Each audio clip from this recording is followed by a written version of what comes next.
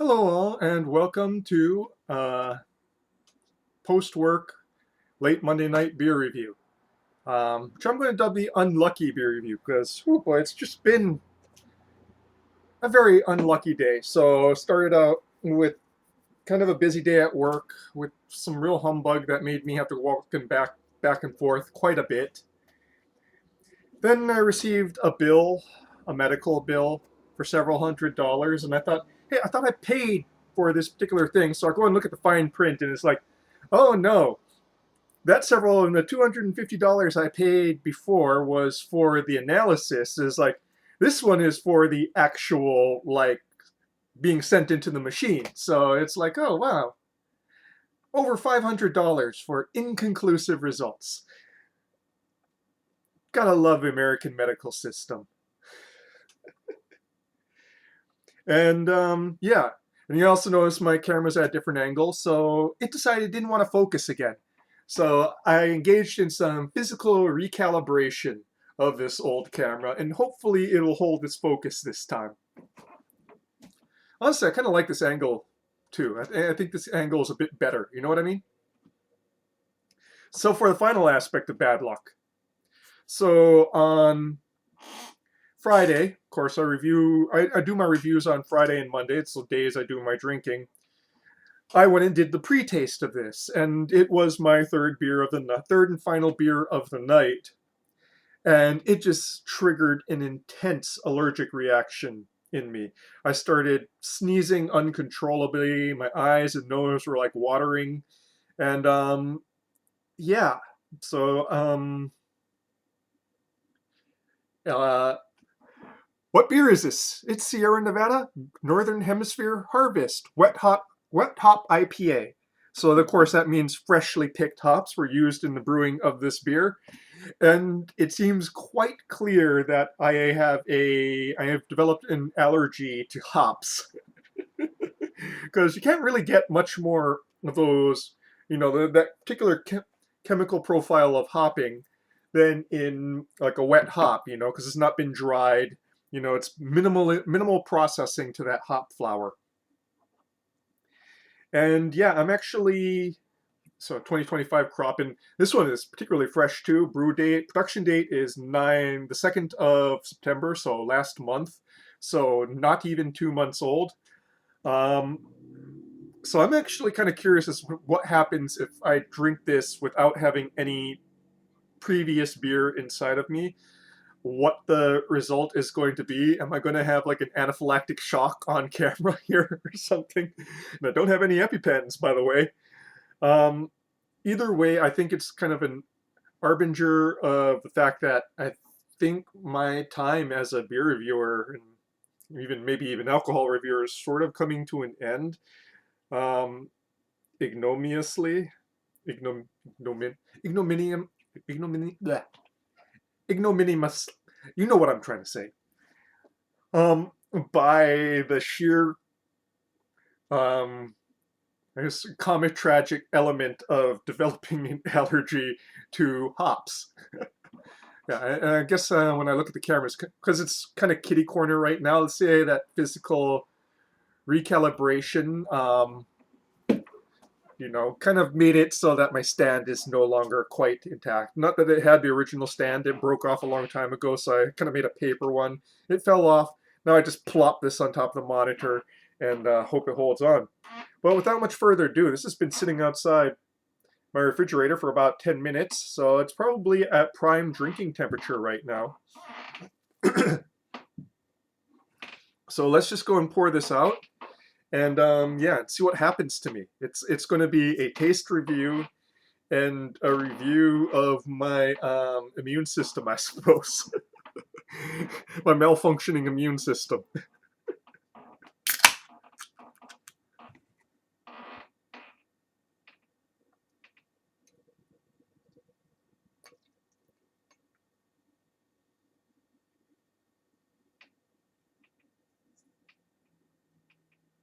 Oh wow, that really put up a large amount of head in the last minute there. It's kind of going nice, and then it's like single finger, and then boom, 3 fingers worth. Oh yeah, look at that. kind of hard now. So the downside of it is I can't really get this. So the light's over here, but since it's kind of kitty corner, I have to kind of do this. So you can see a nice copper amber color, clear, nicely carbonated, with a off-white to light beige, thick, fluffy white head.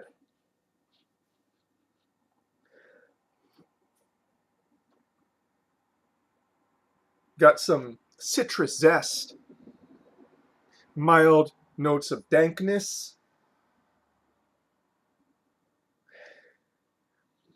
pininess, but not strongly so. Maybe hints of peach,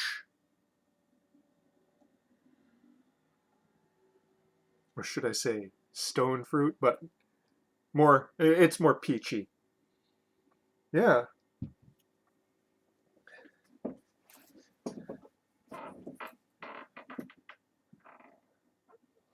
So, are you ready to see what happens here, huh? I know I am.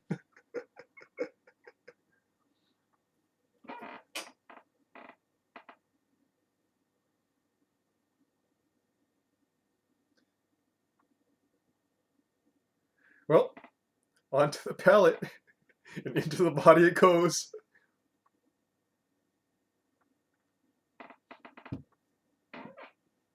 Hmm.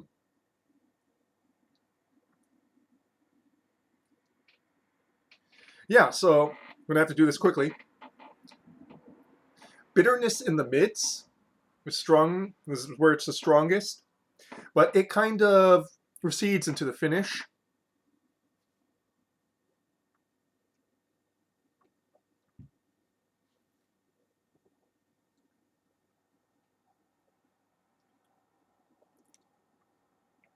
Up front, a resiny sort of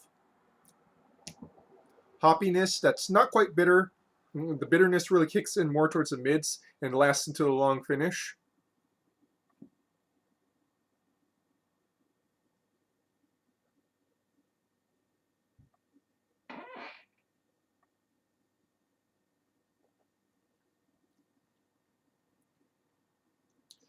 Almost spicy on the palate, but I don't think that's actually spicy. I think that's just meat.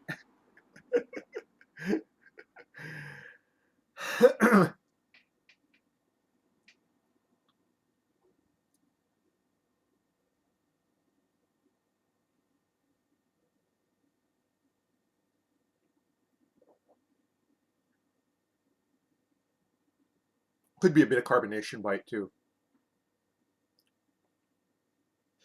Yeah, the resininess is kind of lasting into the finish there.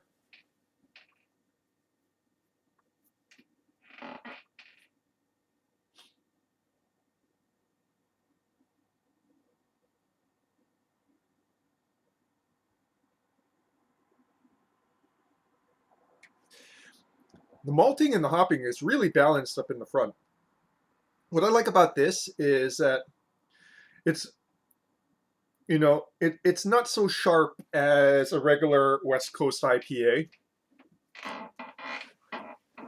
It has well, I wouldn't say a greener flavor to it. It definitely has um more of a balance, which is something I tend to think you can find in, fresh slash wet hop style IPAs.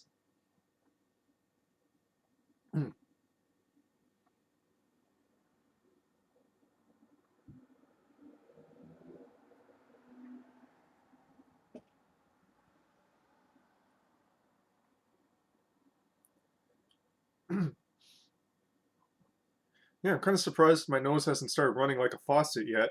It did it last time.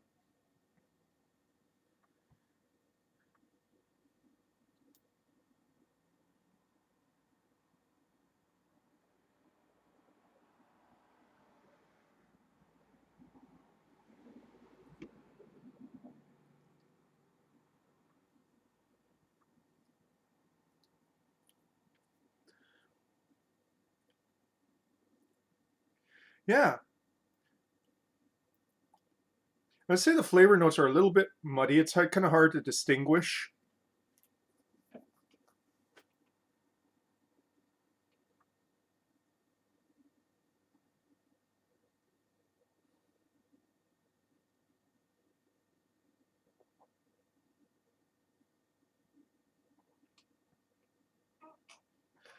But yeah, I'm kind of liking how nice and well balanced it is.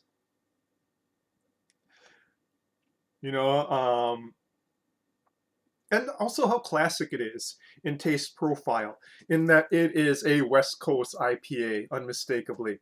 You know, kind of feels like hazies have kind of won the IPA wars, and that you know, West Coast style is sort of like fading a little bit. You know, the gleam has come off the star. Of course, old world style IPAs are like back there, like, do we still exist? Well, in England, I'm sure they do.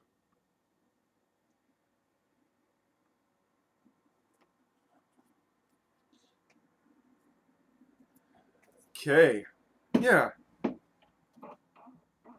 So not as bad as before. Just feeling a bit itchy right now. But yeah, a little bit congested up in the eyes. But yeah, my nose hasn't started running yet. So I don't know. It's kind of weird how it just kind of comes and goes. Not that I'm complaining. It allows me to enjoy this beer, while I still have like the sense of smell.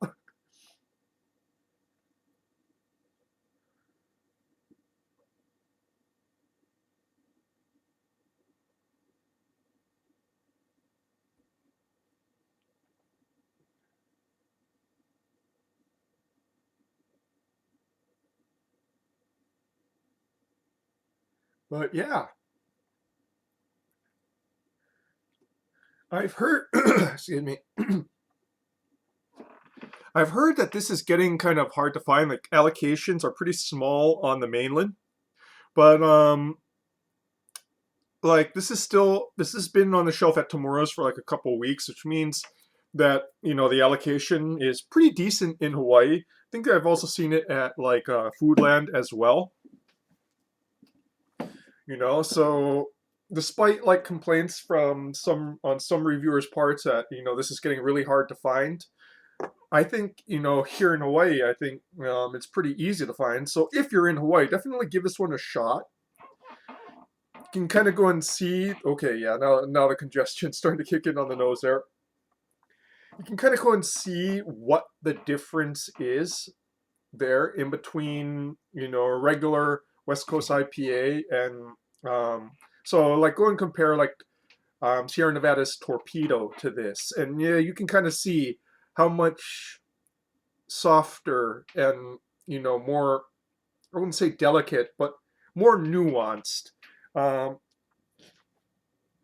this one can be compared to like the Torpedo.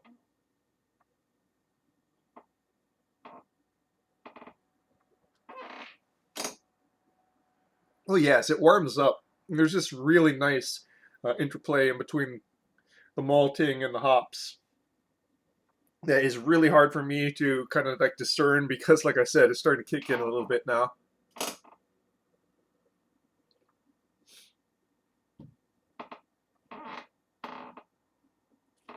Peach, apricot, yeah, those notes before are now starting to show up on the palate as it warms up.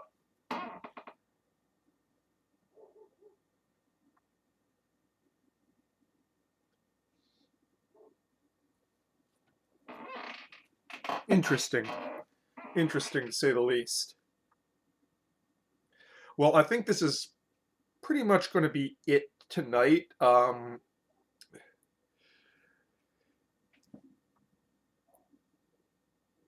Yeah, this is pretty much going to be it tonight. I think I'm going to brew some hot tea and recover from this. Um, it's a delicious beer. Don't get me wrong. This is me aging, and uh, I'm and not enjoying the process of aging. Um, oh, is my nose running? Thank goodness I had this already. Well, it always runs when I do reviews now, but like I feel like just like almost it feels like I have a sudden head cold. Head cold and a buzz at the same time. Interesting. It's an interesting feeling, man. It's an interesting feeling. But yeah, I think it's pretty delicious, and I'm just kind of rambling on at this point. Yeah, give this one a shot if you can find it. I think it's well worth it if you're an IPA fan. Sierra Nevada, Northern Hemisphere Harvest. Can't we, do they ever do the Southern Hemisphere Harvest? I kind of miss those Australian and New Zealand hops, you know? And that, folks, is your beer review for this late evening. Cheers.